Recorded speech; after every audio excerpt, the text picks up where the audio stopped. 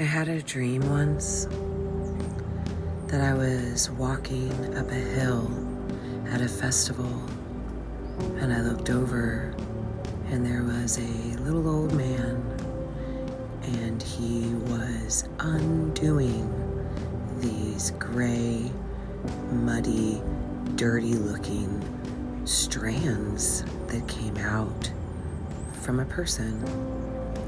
I said, "What are you doing?" And he said, "I'm cleaning up these cords." The rest of what he showed me was how to maintain and clean our energy.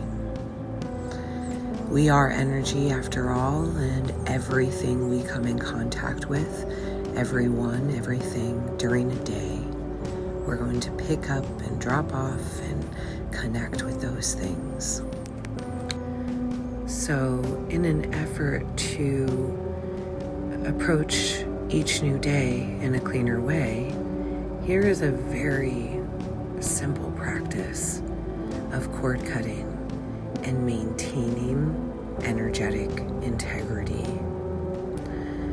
Of course, all cord cutting activities need to come from a place of your gratitude and your love, appreciation. Any other place than that love and trust, God-centered intention, it's not going to work for you the way it needs to. It's just going to dirty you up more. So if you feel like you're mad or hasty or feeling weird, and that's why you hurry up need to do a cord cutting, stop. Stop right there. Turn yourself around, take some deep breaths, and realize that this is actually for you. And you're going to do cord cuttings with your children, your husbands, your wives, your mothers, your fathers, everybody that you love and you want to connect to deeper. You're going to practice this cord cutting for. I like to do this practice at night before I rest, because I like to drift off into my happy place after I've told whomever is in my cord cutting practice with me that I love them and thank you, and then I blissfully go off into rest, waking up the next morning feeling cleaner and better connected to the world. Remember, please remember, all medicine, healing modalities, and tools that are being offered in this dimension are meant to be offered in resonance and then created as your own. Oh, I know that's a big one. It's your responsibility. It's your responsibility. I know. But that's the truth and the fact, and it's actually the way it makes it even more powerful. So let's talk for a couple of minutes about some tools that you'll be using that will make this practice so much more effective for you. The first tool you're going to be using is your attitude, and that's going to be one of the deepest gratitude. Second tool you're going to be using, and I would advise, encourage, I don't like the word advise, but I would encourage some research into the chakras and then printing out a simple chakra lineup so you can see what each chakra represents in your eyeballs while you are saying these things out loud. It will make it easier for you to sink into that love, trust, and gratitude aspect of yourself that you really need for this practice. You'll find that there are many, many more chakras. Our entire body is an energetic being. There are energetic points over our whole body, but we're just going to actually focus in on the 7 main going up the body.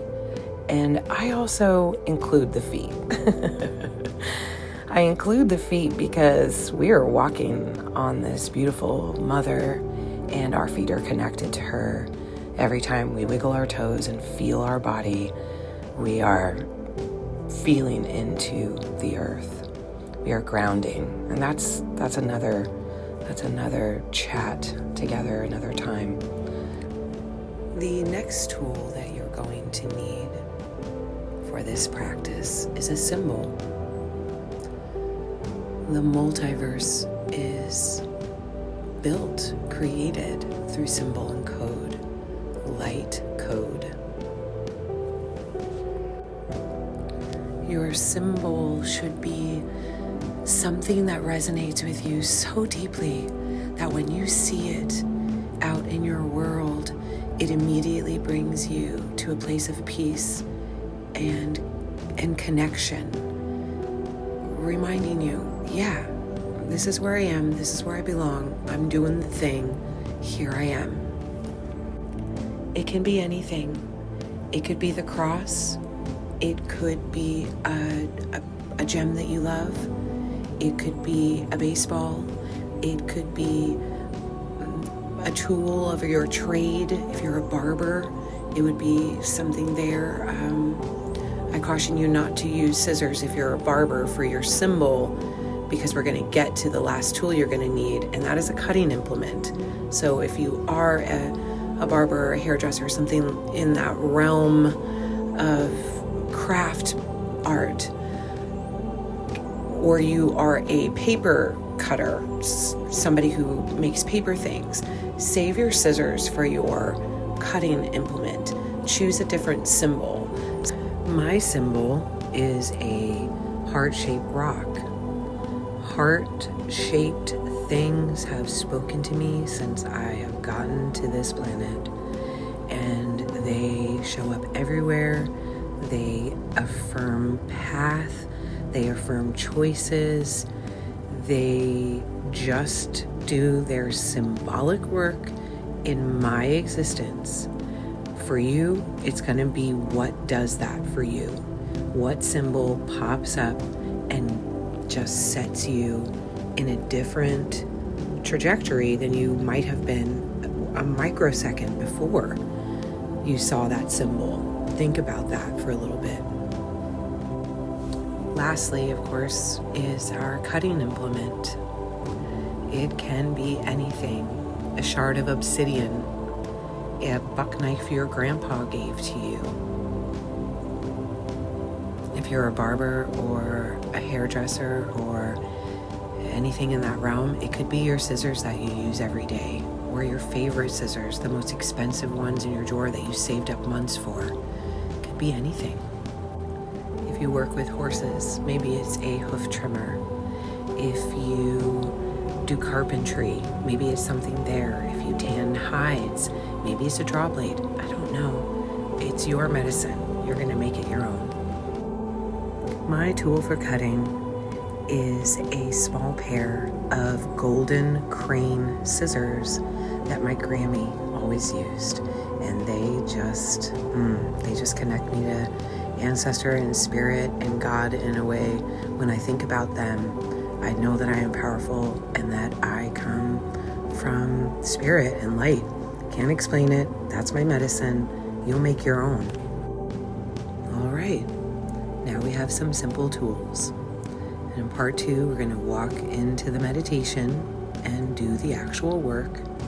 So take a little bit, couple minutes, think about those tools, listen to this all again, think about it, think about how you connect with people and how this is going to benefit you with clarity, cleanliness, better way of connecting with clean cords, clean connectors.